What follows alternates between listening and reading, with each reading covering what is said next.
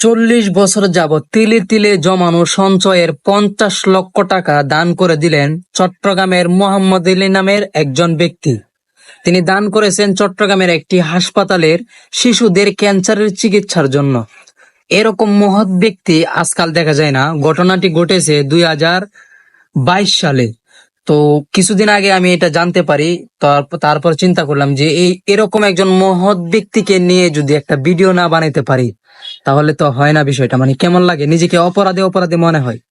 তো সেই 40 বছর তিলে তিলে জমানো 50 লক্ষ টাকা তিনি কিভাবে জমাইছেন তিনি ব্যাখ্যা দিয়েছেন। তিনি চাকরিজীবী ছিলেন, তিনি একটা কোম্পানিতে চাকরি করতেন। তো অতিরিক্ত বোনাস পেতেন, গাড়ি ভাড়া পেতেন, এগুলো উনি আস্তে আস্তে সঞ্চয় করতেন। সেই সঞ্চয়ের টাকা পরিবারের কাউকে তিনি বলতেন না, তিনি লুকিয়ে লুকিয়ে এগুলো সঞ্চয় করেছেন। তিনি সেই টাকা দিয়ে বাড়িও করেননি, গাড়িও কিনেননি। সেই সঞ্চয়ের টাকা তিনি শেষ বয়সে এসে তিনি তার সন্তানদেরকেও দেয়নি, তার পরিবারের কাউকেই দেয়নি।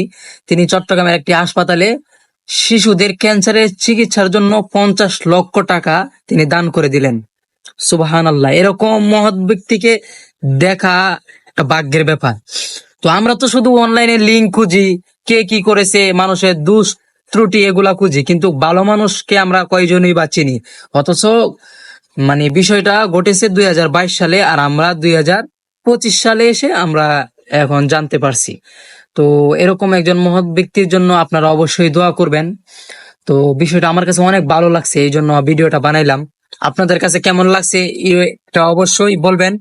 আপনারা অবশ্যই মন থেকে ওনার জন্য দোয়া করবেন। উনি প্রমাণ করে গেছেন যে মানুষকে সাহায্য করতে হলে মানে কোটিপতি হয় না, শুধু একটা উদার মন হলেই যথেষ্ট। ওনার থেকে আমরা অনুপ্রেরণা নেই।